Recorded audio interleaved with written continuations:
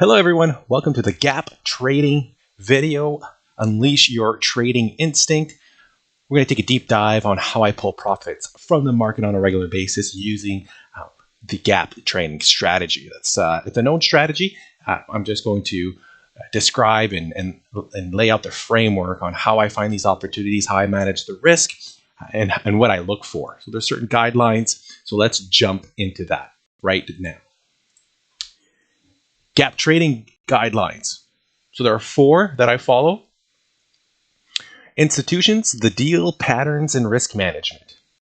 Institutions. What do I mean by institutions? Big banks, hedge funds. They need to be participating in the stocks that you're looking at.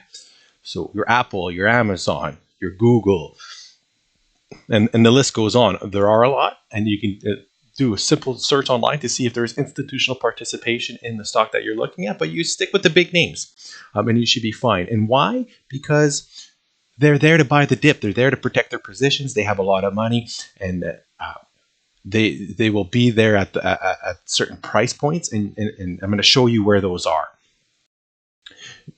Stocks that don't have institutional participation, this strategy is not going to work as well. It'll just blow through your numbers. The risk management's not there. A lot more volatile. So that's why we stick with those stocks. The deal is, like, where are you buying? Are you just buying because there should be a number, a price, a particular price that you're looking to buy. If a car's on sale, you want the best deal. So you're going to take a look and you go shop around, right? Same thing with this. You don't want to just buy at any price just because. We want to use our technical analysis. We want to use our brains to find out where will the buyers be when that stock reaches a number, a specific number for the first time. And we'll take a look at that in the next slides here. The patterns, in case that the stock doesn't get pulled to our number right off the chute, then there may be a pattern that you could trade off of. And that's for more experienced traders. That's just an extra strategy there that you can participate in. And if the risk management is there, you can trade those patterns. And finally, risk management. So we look to, there's a particular strategy that we look at. Your standard rule is 1% or 0.5%. So that's really up to you to manage, but I'll show you what I do.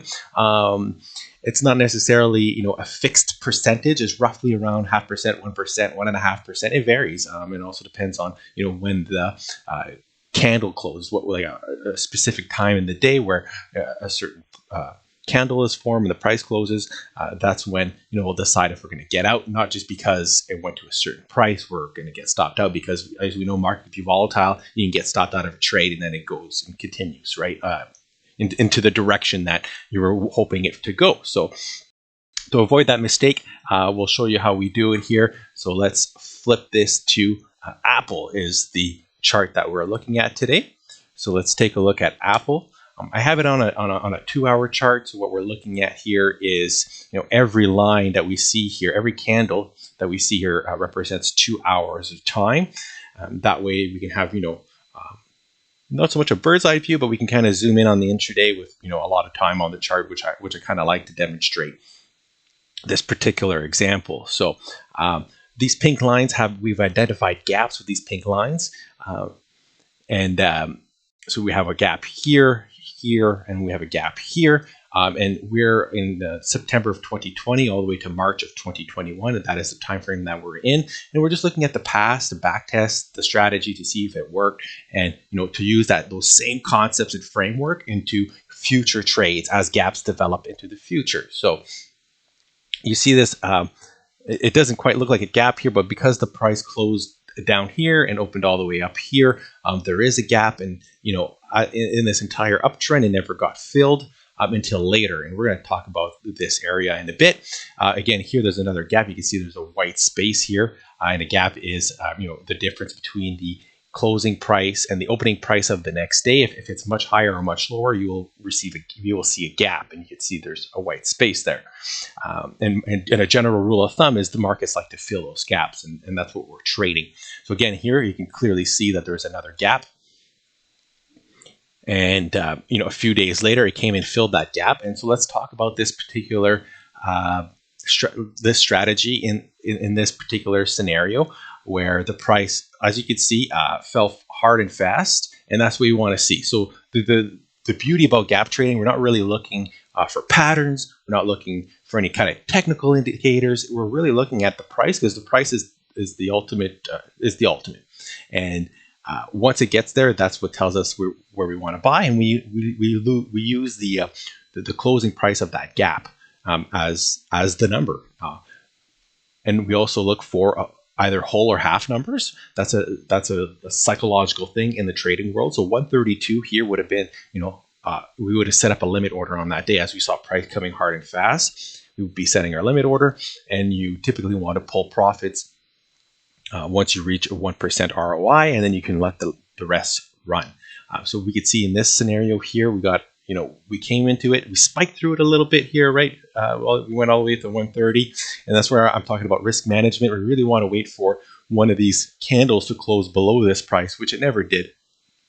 And if it did, it was just a smidgen below, but we actually got the deal before it ended up closing below this this price here on the 2-hour chart. But maybe if we look at the 1 hour, it'll be slightly different, but that's what we'd be looking for, right? We want to watch and make sure that it doesn't close too low. And if it does, then we just get out. And it's usually roughly between 0.5% or 1% loss, or 1.5% loss is a typical scenario.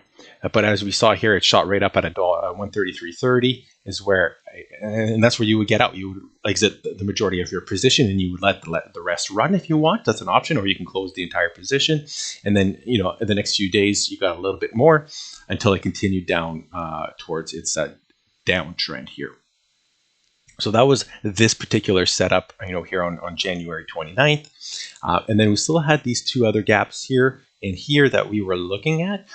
So, as we're watching these stocks that have institutional participation and gaps, you can keep an eye on them every day. We have alerts of when they're coming near our prices. And so when we got an alert that Apple was coming into the 121 range, we were looking at this, we had our lines drawn, and when it hit these two prices, right, we bought in here and we bought in down here for a cost average of 120. So I think it was 120.25 was roughly the cost averaging here. And on that same day, it went to 126, which is about 5 points. So 5 times 50 shares, $250. 5 times 10 shares, right, is $50. So depending on the size that you're trading, that's a pretty good day. And the next time around, you can use these lines, but they're not. It's really important. This is a key lesson here. Is as soon as the price drops into, it's the first time that it touches these lines, these key support areas or these key prices. The first time works the best. The second and third time, it loses meaning, because as you can see here, we are trading in and through them. They don't work quite as well as the first time that they come into this to the price. So overall, that's the basic gap trading strategy that I use on a regular basis to pull profits from the market. So if we go and look at, okay, well, what are some current gaps in Apple that we are looking at? So, So let's zoom in here, and what we see here is 137 and a quarter. So maybe 130. We can maybe round that off to 137, right? So the first time that it comes into 137. Or maybe 137.50. This is a case where I would probably just use the exact number. So what's the closing price here is 137.27. So I'm just going to use that because it's in between the whole and half number. So let's just go with the exact price, and I would have an alert to set to the first time that it pulls back to this area. I would be looking to buy, and then if it closes on an hourly basis below that number, then that's my risk management. I'm out, and that is my day trade for that day. That's the deal. The deal is the stock price coming into that number the first time. Is it closing below that price on an hourly basis before I get my 1%, which would be $1.30, $1.40? And if it is, I get out. If I get $1.30, $1.40 gain, then I sell. And then depending on the type of trader, you can, or amount of shares that you own, you can leave some on the table, see if it'll run further throughout the day, or you just exit the position entirely. The next gap here was here, but it's already been filled. So the next time that it comes down into this number, this gap's been filled. There's been some, up and down. So we really have to wait for our nice pull back to 137.27. 137.27 is the number. And let's take a look at this breakdown candle high here. So we have, a high of 137.07. So you see how close these two numbers are, this gap and this high from this previous breakdown candles. Interesting, very interesting. So I think 137 is, some kind of important number for Apple. We'll be looking at that next pullback. Hopefully you enjoyed this quick introduction to gap trading and how I pull profits from the market on a regular basis. Remember, trading in the market has risks. Consult your financial advisor. This is just me showing you how I do it, and this is not financial advice. Thank you for listening. Have a good day.